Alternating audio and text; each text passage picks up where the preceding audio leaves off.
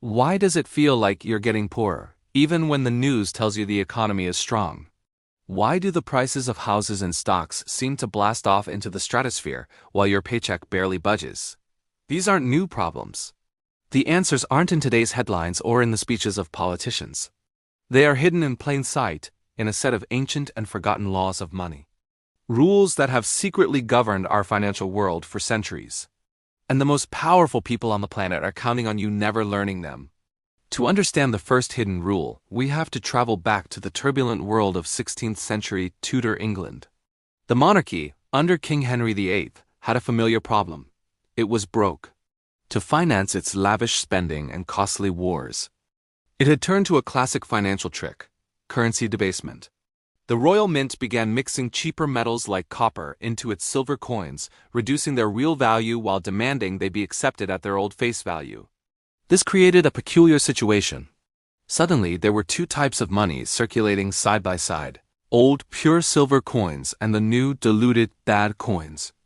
And this is where a brilliant financier named Sir Thomas Gresham made an observation so profound it would be named a law. Gresham's law in its simplest form is this: bad money drives out good. It's a fundamental rule of human psychology. Imagine you have two $5 bills in your wallet. One is crisp and new. The other is torn, taped together, and barely holding on. When you go to buy a coffee, which one do you spend? The torn one, of course. You instinctively save or hoard the good bill and get rid of the bad one. The exact same thing happens with currency on a national scale. When the English people had both pure silver coins and debased coins, they weren't stupid. They spent the bad money on daily goods as quickly as possible, and they hoarded the good, pure silver coins. They melted them down for their real silver content, used them for international trade where they would be accepted, or simply saved them, knowing they were a true store of value. The bad money flooded the streets, while the good money vanished from circulation. The result was rising prices and a collapse in public trust. This isn't just an ancient story. This law has played out again and again. In the United States before the Civil War, new full-weight American coins were often hoarded, while older, lighter, more worn-out Spanish silver coins, which were still legal tender, were the ones that circulated widely for daily transactions. The good money went into hiding. In the late 19th century, the debate over bimetallism, the use of both gold and silver as money, was a massive political issue. Proponents of silver wanted the government to mint more silver coins. But because the market value of gold was higher, people would have hoarded the gold coins and spent the silver, another classic example of Gresham's law in action.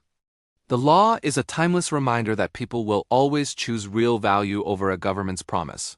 And when forced to use bad money, they will get rid of it as fast as they can. Gresham's law explains what we do with money, but our next forgotten law is even more important. It explains where new money goes when it's created and who gets to profit from it first. It's perhaps the most powerful economic secret you've never been told, and it was discovered by a mysterious 18th century Irish-French banker named Richard Cantillon. Cantillon was a financial genius who made a fortune during the infamous Mississippi bubble in France, a massive speculative mania. But unlike everyone else who was just gambling, Cantillon was observing. He was watching the flow of money, and he noticed something that no one else had written down. This observation is now known as the Cantillon Effect. The idea is this: when a government or a central bank creates new money, that money does not enter the economy evenly and neutrally like rain falling on a field. Instead, it is injected at a specific point, and it benefits those closest to the injection point first. Imagine pouring a jar of honey onto the middle of a pancake. The honey doesn't instantly cover the whole surface. It pools in the center and then slowly, unevenly spreads to the edges.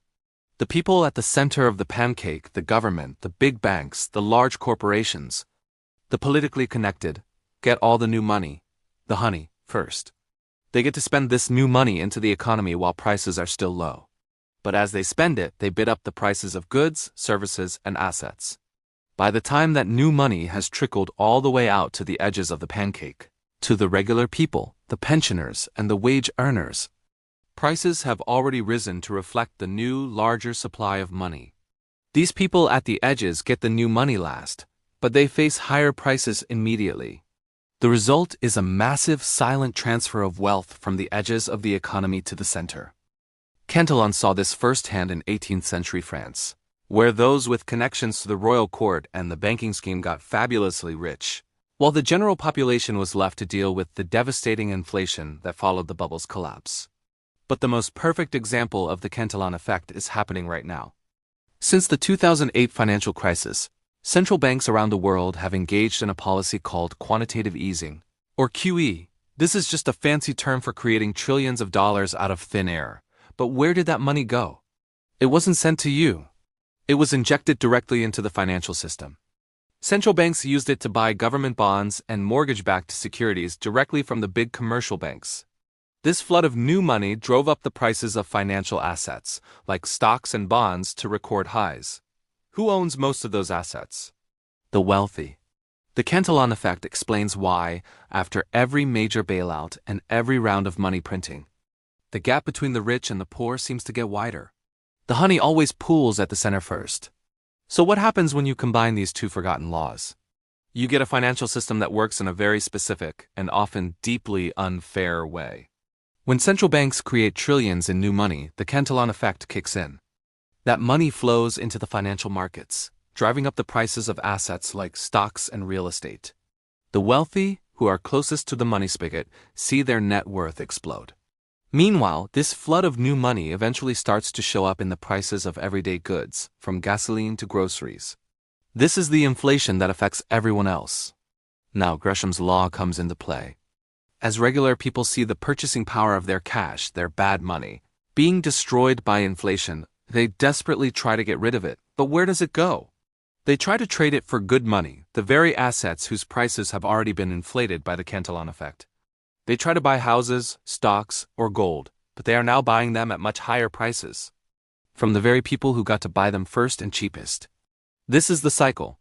Money printing benefits the rich first, which then causes inflation that panics everyone else into buying those same assets at inflated prices. It's a wealth transfer mechanism of breathtaking scale and efficiency. The language we are fed by politicians and financial news is designed to obscure this reality. They call it economic stimulus, providing liquidity, or promoting growth.